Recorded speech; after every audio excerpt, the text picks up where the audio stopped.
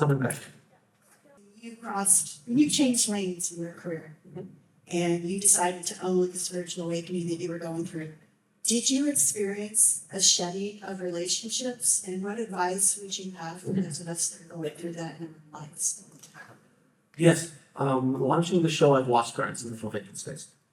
My friend, when you guys read the book, and by the way, Shooting Film Up is on Next Level Soul TV, the audiobook. So if you want to just listen to me do voices and entertain you, it's a fun listen. In that book, you'll meet a guy named Forrest. Forrest was my cinematographer.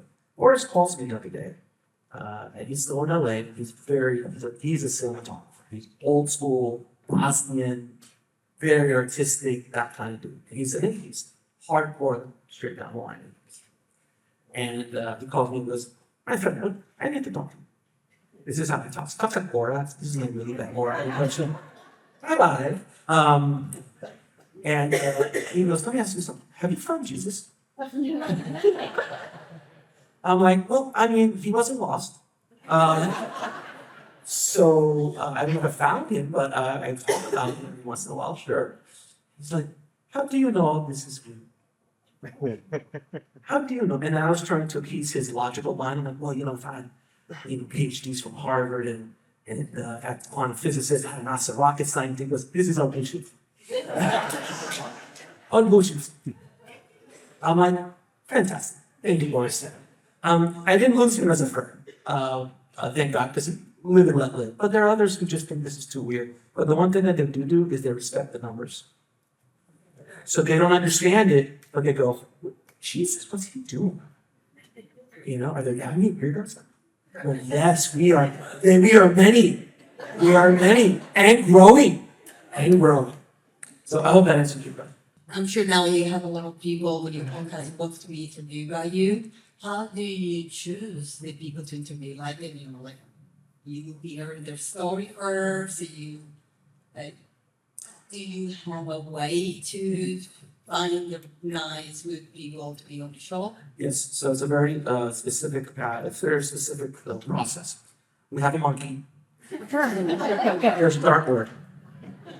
I put pictures up. Throws one. That's not me. No. Generally speaking, my wife, my beautiful, beautiful wife, she is here, magically somewhere. She's hiding. She likes to stay in the shadows. But she's here. She usually is the first line of defense most of the time, and she'll look at it, and she knows what I like, and she knows what the show needs. So she filters through first, and then she brings them to me. Sometimes I see them, or sometimes it comes from me. I see somebody on YouTube, I see somebody somewhere, and they just on Facebook or something, they come through my and I'm like, oh, that'd be an interesting conversation. So once she brings a list, I'll look at them all, and I usually see within the first 5 minutes, first 5 seconds, 10 seconds of watching them, I'll feel it like that. So it's very instinctual. I don't have a 1,000% batting average on that. I do the best I can, but it's pretty close. But they don't have to be like super popular. No, absolutely. Oh God, no. A lot of people think, how many subscribers do I need for you on your show? No. Look, Shanaz is going to be speaking here today. Shanaz is here today. Yeah.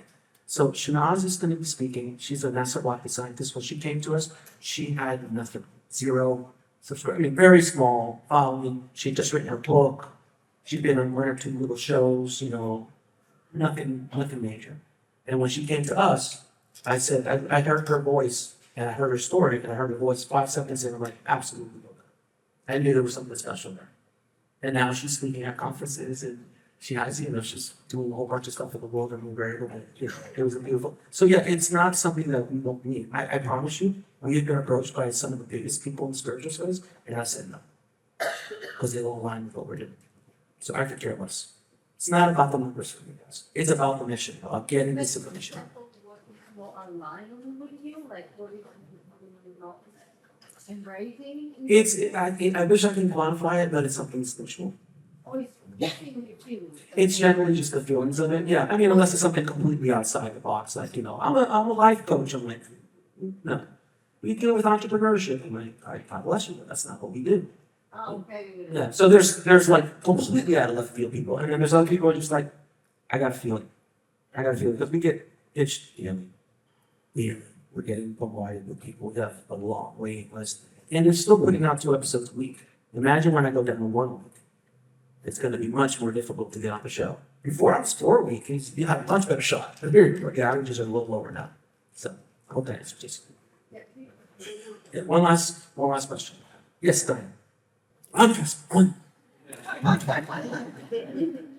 And we're being. Hey, Alex, thanks so much for doing this. Of course. I know you have a family. You just talked about your wife. I do know you have children. Yes. I have children.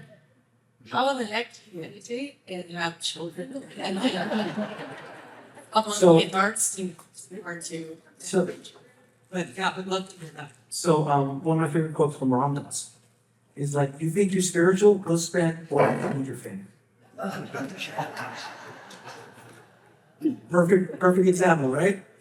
The reason why I'm able to do a lot of the things I do is because of my amazing, beautiful wife. She picks up a lot of the slack and allows me to do a lot of things that I wouldn't be able to. I'm there all the time. I'm a very present parent, and I'm with them all the time. I go to the baseball game, go to volleyball games, all that kind of stuff all the time. Drop them off at school every day. So we work around it. We work around it in time, but I have to give my credit to my lovely wife because without her, this doesn't go this. I was running the show with.